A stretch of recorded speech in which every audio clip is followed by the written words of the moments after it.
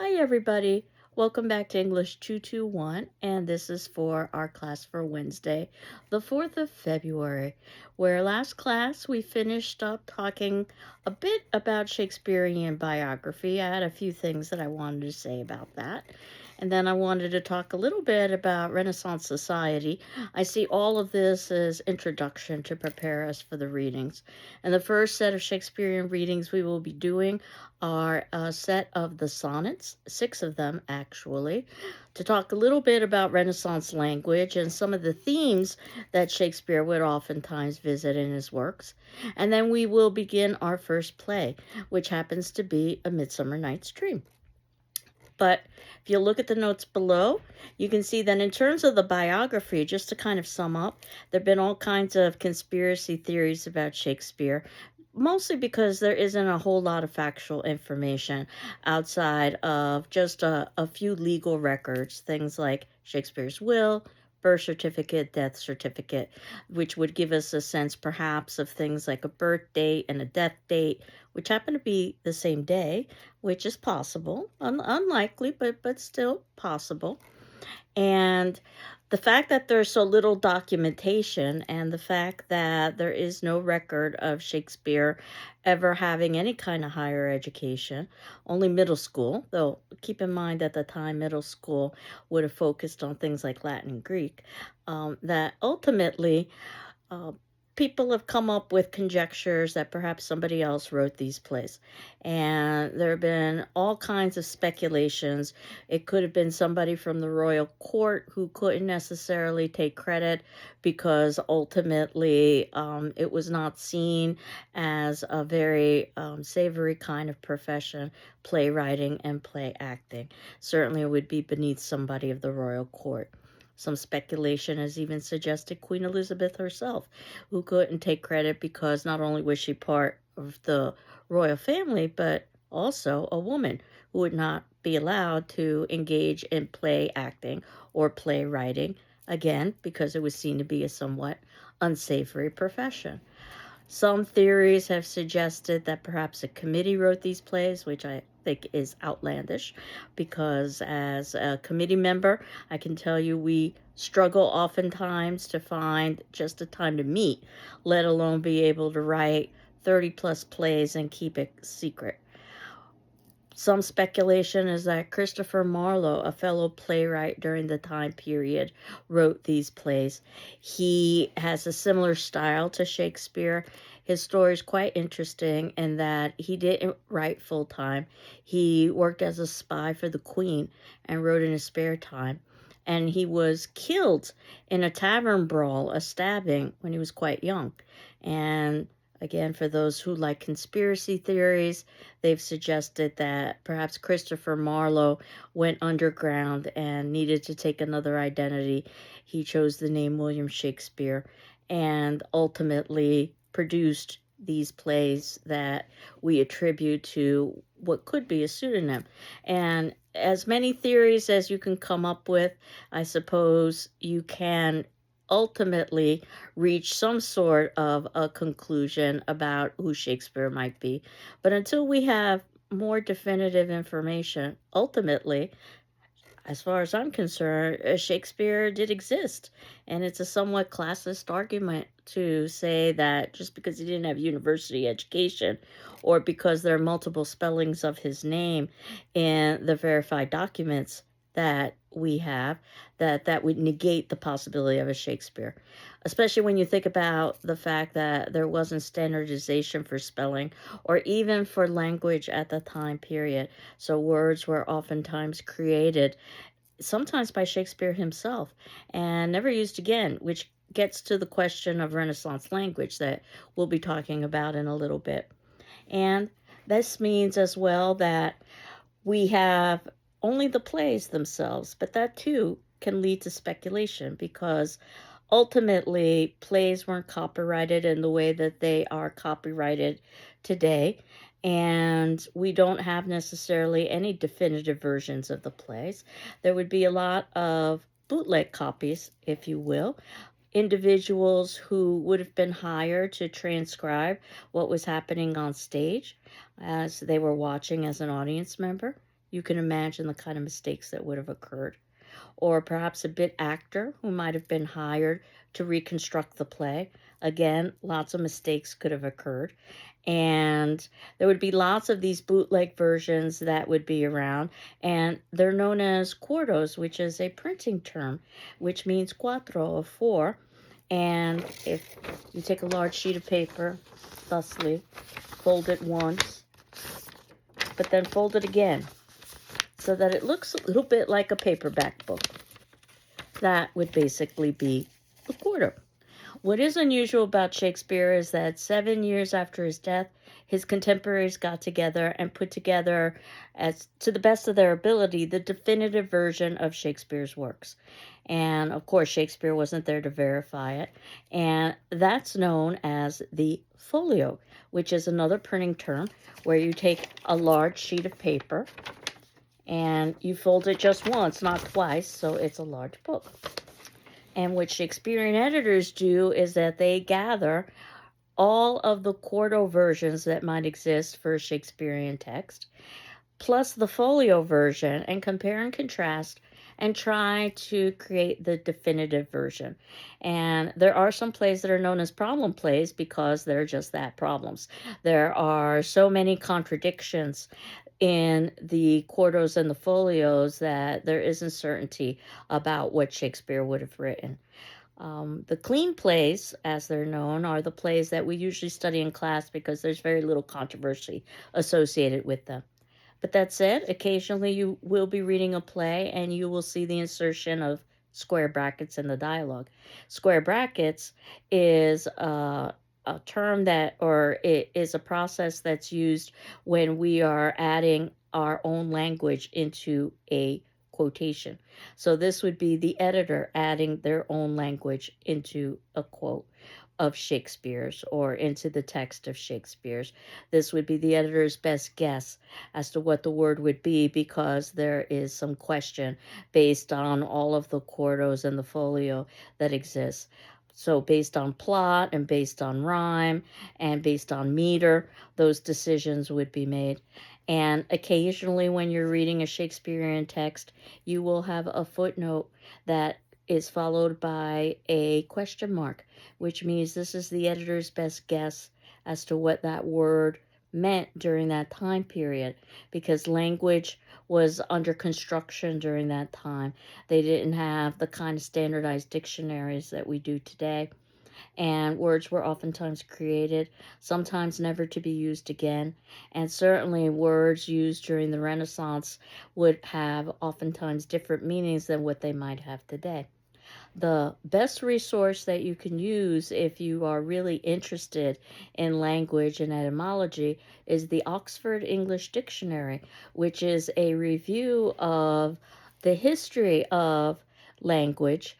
And we've got a dictionary that looks more like an encyclopedia, at least when it was in printed form. Now, of course, it's electronic, where you've got multiple pages or screens devoted to the definition of just one word, showing how that definition has changed over time, citing when the word would first appear in print, and giving examples from great pieces of literature.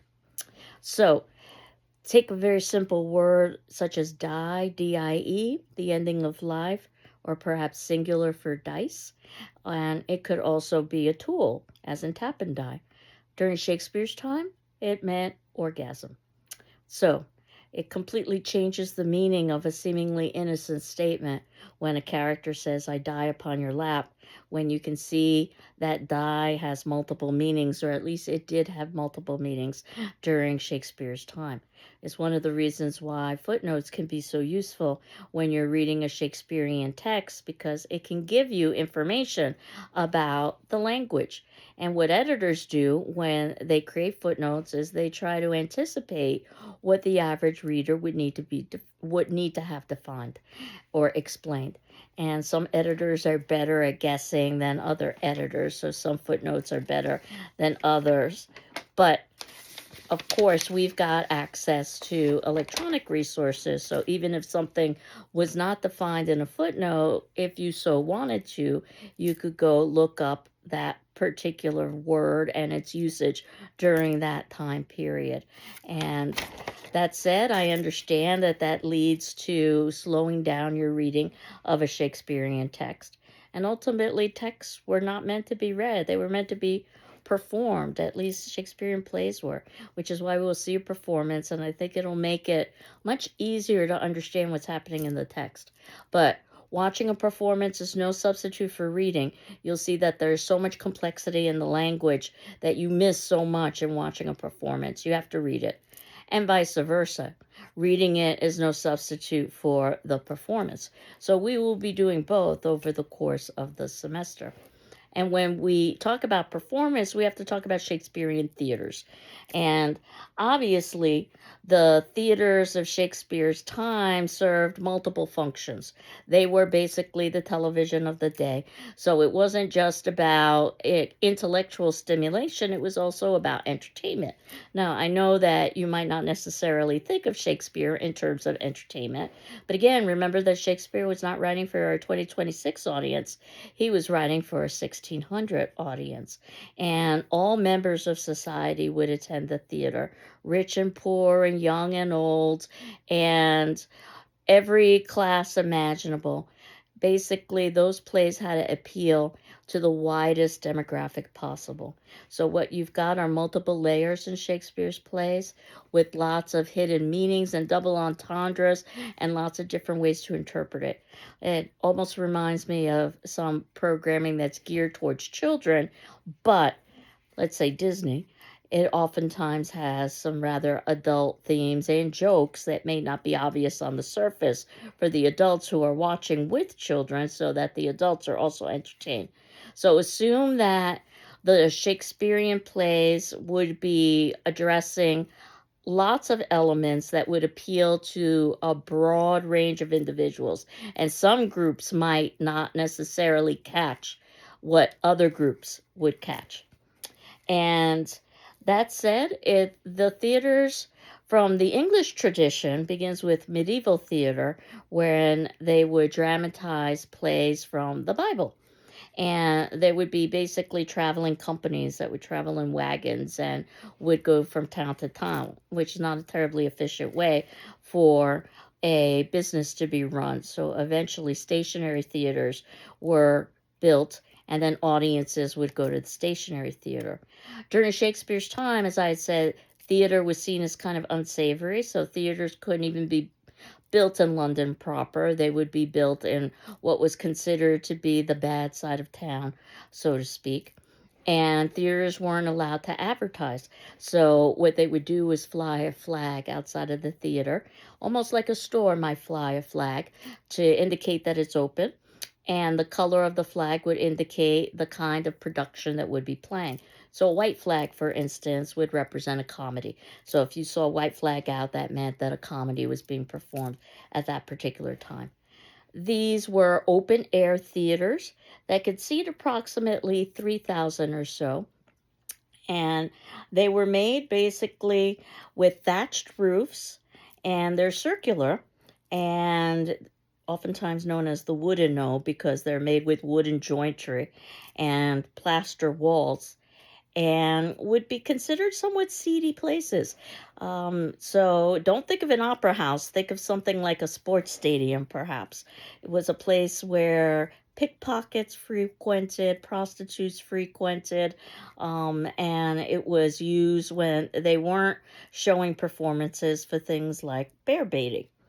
And the seats, much like today, would be priced based on location. And obviously, the seats that were in locations that were most covered from inclement weather, because this was an outdoor theater, but the roof would serve as a kind of awning, that ultimately those would be more expensive. You could even rent a cushion if you so wanted to be more in comfort. But remember, all classes went to the theater. So if you didn't have much money, you could be a groundling, which meant that you would stand on the ground in front of the stage and watch the performance. Obviously, it would be very uncomfortable, but you would also have an incredible view, ironically. So in some ways, it was the best seat in the house, so to speak. These groundlings were also known as stinkers for very obvious reasons. Hygiene was not necessarily a priority during the time of the Renaissance, at least not in the way that we think of hygiene. And even drinking water was risky because the waterways were used as basically latrines. So people mostly drank ale. And you can imagine what would happen in the theater with audiences drinking ale with no restrooms. So, again, not necessarily the romanticized version of Shakespeare that you might be envisioning in terms of production. The Globe Theater itself went through two versions. The first, the thatched roof version, it burnt down in a fire during a stage production. They were using special effects, specifically a cannon, to simulate gunfire. And it turns out that the cannon discharge caught the thatched roof on fire. The way the story goes is that no one was hurt, but one man's pants caught on fire and had to be put out with ale. They rebuilt the Globe, this time with a tile roof, which is certainly much smarter when you are in a fire zone. Anybody who comes from California knows that. Now, after Shakespeare died, eventually the Puritans came who believed that basically theater was evil and they had the theater torn down. And that meant that we didn't have anything outside of a very small plaque that was placed there to state that this was the locale of Shakespeare's theater. And it turned out in the 1970s or so, an American bit actor by the name of Sam Wanamaker was on holiday and was very surprised to find that there wasn't a Globe Theater, just a bit of a plaque and an explanation. He made it his lifelong mission to rebuild that Globe Theater, even though he had no money, no political connections, and he wasn't even British. He was successful, however. Sadly, he died before the opening of the Globe Theater. But what they did was they consulted with the leading scholars and teachers of the time to try to reconstruct the Globe Theater as authentically as possible based on the scholarship that existed then. And it is open today and not far from where the original Globe would be, and performances of Shakespearean dramas as well as other Renaissance dramas occur in the Globe Theater. So if you were to look at the notes below in the second section under theaters, you will see that I have a link to Shakespeare's Globe. It's shakespearesglobe.com. If you were to click on that link, you will see the site for Shakespeare's Globe, and you will also see some pictures of what I've just described, of what the globe looks like. And you can see that I've given you a second link that will direct you specifically to photos of the globe if you wanted to get some visuals. We think that most of the performances occurred in the afternoon because ultimately that would be the best lighting. Again, there's lots of speculation when it comes to Shakespeare, not only his biography, but also the text that he wrote. And we don't even know the dates necessarily. Usually, what you'll see with a Shakespearean text is the letter C before the date. That means circa. That means that the play was probably produced around that particular time. In terms of the actual stage, very few props. Props are rather difficult in a live stage. But there was a trap door on stage, which would allow characters to descend down the trap door, which could represent hell, or ascend up the trap door. Let's say a demon coming up from hell. And there would be a good number of special effects, or what would be considered special effects for the time period. Cannons, for instance, which led to that fire. Fireworks on stage, for instance. Things of that nature. Stage machinery, so there would be pulleys and ropes so you could lower a character onto the stage or raise a character up to the heavens if you so wanted to. So, in terms of thinking about genres, we know that Shakespeare wrote sonnets, short poems, which were probably written during times of plague when the theater houses were closed. So Shakespeare needed to do something during those time periods. It was thought that the plague was airborne. It's not, it's spread by fleas on rats. But nevertheless, it was feared that the plague was airborne. So large gatherings were canceled, such as going to the theater. So if you remember the dark days of COVID, then you can perhaps understand what individuals were trying to do to avoid disease. And then his plays usually are grouped into the genres. Again, we're not exactly sure when they were written, but the consensus of scholars is that most of Shakespeare's early plays are comedies, and comedies have certain elements associated with them. Um, yes, humor. More importantly, the theme of love, the mix ups associated with love, and then ultimately a resolution that would result in no death. With lots of music and dance, too, lots of celebration, which we will talk about when we begin our plays with A Midsummer Night's Dream, which is an example of a comedy. And then it's thought that Shakespeare moved into the history plays. The history plays were just that. They were plays based on history, specifically British history. And there was a history book of the time, the Chronicles of Holinshed, which would have served as the basis for the fictional reenactment of these historical events. And the history plays were a wonderful opportunity for people to celebrate patriotism. It was also a wonderful opportunity for Shakespeare to make some historical and political commentary.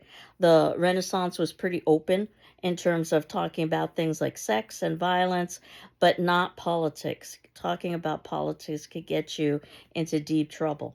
Shakespeare talked about politics, but he hid his commentary. And oftentimes, what he did is he'd use the history plays, events from Britain's past, to make commentary with parallels that were occurring during the present. The history play we'll read is Richard II, which is the first in the history plays because they are chronicle plays. They go in order and they're all connected together, almost like a saga when you think about something like a Star Wars saga. And yes, you can read them out of order, just like you can watch the Star Wars films out of order. But ultimately, if you put them all in order, and they weren't necessarily all written in chronological order, just like the Star Wars films, but if you put them all in order, you'll get a much larger narrative. And Shakespeare used the history, but changed it for dramatic purposes. So he wasn't necessarily a purist with following all of the elements of the history. He would change it so that ultimately he would have a better story. And then after the history plays, we think that Shakespeare would have written his perhaps most famous plays, the tragedies. And this is based on the tragic tradition of a character experiencing a downfall because of outside forces, but also because of flaws within characters. And the great history plays of Shakespeare, the Macbeths, the Othellos, the King Lears, probably those are the most well known of Shakespearean plays. Very dark, lots of death. And then ultimately, we think that Shakespeare would have ended his career with mostly writing tragic comedies, which would have been a combination of two genres. There would be tragic elements such as darkness and the possibility of death, but there would also be comedic elements, which meant that there would be references to love and, more importantly, no death at the ending of the play. And for us, the tragedies we are going to be reading in class and watching will be Macbeth, Shakespeare's shortest play, and we'll talk about some of the reasons why it's Shakespeare's shortest play, and Othello. We will end with Shakespeare's tragic comedy, The Tempest, which is thought to be Shakespeare's last play before he retired. Many critics have read that play as Shakespeare's swan song, his saying goodbye to individuals through the main character especially in the play. And that play we will do at the very ending of the semester. We probably won't have as much time as we would with the other plays, so I'm making that play optional, but there will be a possibility for you to write about that play if you so wanted to, either in a paper or in the final examination as a kind of extra credit. Think of it for the final exam. And For paper topics, certainly that's something you could do, but you're not required to because we wouldn't be spending the amount of time on it that we normally would. And I haven't spoken much about papers because we're still very early on in the semester. But very soon, I will give you some suggested paper topics and talk a little bit about your first paper, which will not be due until the midpoint of the semester. And that said, you can always submit in early papers. So I will get you that paper topic and discuss it sooner rather than later so that you would have the possibility of submitting in a paper early. And yes, you could submit in your paper after the date I have listed on the syllabus, which is approximately midway through. But I'm beginning to get a bit anxious because at this point, half of the semester is gone and you haven't gotten a formal paper grade. So you want to be aware of what's happening with time. And if you decide not to write on the paper topic that I offer you, you can create your own topic as long as it's approved by me and it's related to one of the texts we're reading. So that's what's basically coming up. But first, we have to read some of the text. And I wanted to very briefly talk about Renaissance politics because, as I had indicated, talking about politics during the time could be very touchy. There was a queen in power, Queen Elizabeth, which it might be somewhat surprising that being a woman who would have the highest position in the land, considering the way that women were perceived during the time period. So, if you know anything about Henry VIII, would have been her father, and basically Henry VIII didn't have any male heirs who lived into adulthood, and he tried with multiple wives but was unsuccessful. And that meant that eventually the um, the position of royalty, not king but queen in this instance, would go to one of his daughters, and that would be Elizabeth. She was quite young, and she held on to her position for a very long time. She was known as the Virgin Queen because she never married, which meant that she never had heirs. So it would be quite uncertain upon her death, and she was getting older, who would take over. There was lots of vying and jockeying of various family members who thought that they would have the best chance of ruling because of familial ties or because of political savvy or a little bit of the two. Those were the sorts of things that, again, you didn't talk about in polite company necessarily during the Renaissance, could get you into trouble. But Shakespeare talked about it in Richard II when we get to our history play, and we'll talk about how he did that. And there was an idea of the time of a chain of being, that everything was ranked in hierarchical order with God at the top. And basically, even the angels in heaven would have different rankings until we get to earth. And the highest ranking would be for humanity. And within humanity, there would be other rankings: men above women, rich above poor, adult over child. You get the idea. Very similar, perhaps, to today. These rankings, though, were much stricter than they are today. They dictated things like the kind of clothing one could wear, the colors, the fabrics, and so forth. And the idea was if one was born into a particular position, let's say if one was born into being a laborer, then one would need to remain a laborer for the rest of their life. They couldn't move up the chain of being. Shakespeare questioned this in his plays, but he did so subtly, again, because this is a political issue. So oftentimes we have laborers or lower level characters in plays with great insight.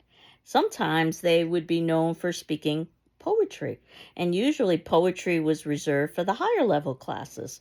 So that's Shakespeare's way of perhaps illustrating that someone of the lower class could ascend the chain of being.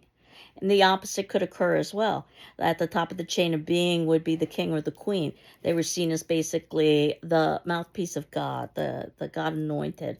And if you see that character perhaps speaking not in poetry, but in complete sentences, then what we might see is a descent in the chain of being because of the language that they're using, or perhaps they're engaged in questionable activities, or perhaps they're missing the most obvious things that the lower level characters have insight into. Again, that illustrates how one can descend down the chain of being.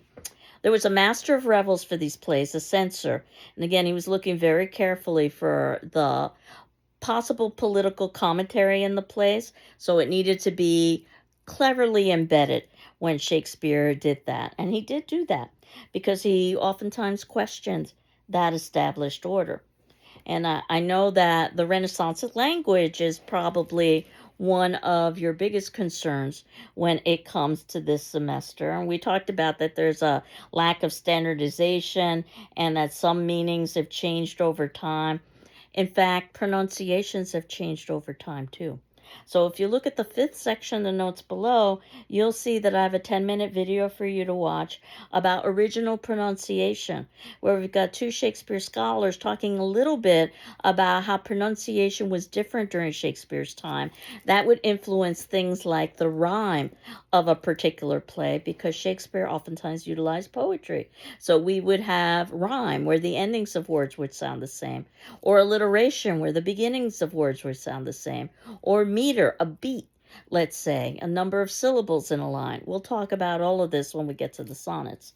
But that'll give you an idea of how, again, there are lots of layers to Shakespeare. But once you can get past the language, in other words, you can start to understand the plot, then I think you can really appreciate all the nuances of the language. And in terms of appreciating the nuances of the language, I leave you with one last video to amuse and entertain. And it's about a story that you might know, The Three Little Pigs. And it's a story that is in Renaissance English with a little twist at the end, humorous commentary. So again, it's only 8 minutes. I encourage you to watch it just so that you can understand that once you get past some of the hardships associated with language, you can really appreciate the nuances. And the way we're going to start talking about language is next class, we're going to be talking about, well, the sonnets. So I've got a link for the sonnets themselves, as well as some suggestions for reading Shakespeare. Read it out loud or listen to a reading because your ear will pick up a lot of it. Paraphrase, try to put in your own language. Reread. The more you reread, the easier it is. Try to identify major issues and themes. Don't necessarily think that you have to understand every single word. Remember, the scholars and critics don't necessarily do that. And look at the way language is used for imagery and symbolism and metaphor and rhyme and alliteration, all of those literary terms that you probably talked about in your Intro to Lit class, and we will talk about as the semester progresses. You'll also notice that in the seventh section, I've given you links to the 6 sonnets we will be discussing next class. They are through the Folger Library, but again, you can oftentimes find these in, let's say, Shakespearean anthologies. And lastly, I've given you the link to A Midsummer Night's Dream, also through the Folger, considered to be the definitive Shakespeare library in the United States in Washington. And again, I've ordered, I believe it was the Pelican anthology of Shakespearean plays, but there are lots of possibilities out there that you could use. And for our attendance question today, which will be due on Friday the 6th, and certainly if you need additional time, let me know. And you're not required necessarily to respond to your peers, though you're encouraged to, but you are required to read your peer responses and what will be my responses in turn. That thus far, you've learned a lot, hopefully, about Shakespeare. So the question I'm asking is, what is the most interesting thing you've learned about Shakespeare so far as we continue to talk about Shakespeare in relation to his plays? Obviously, there are no right or wrong answers to this question, but hopefully you've learned a little bit about Renaissance society and you've learned a little bit about Shakespeare so that when we get into the plays, though we will begin with the sonnets, you'll have a little bit of background to understand some of what Shakespeare was doing. So I'll leave you to watch those 2 videos. I hope you're doing well. I'm doing well, and we will continue on next class. Take care. Bye-bye.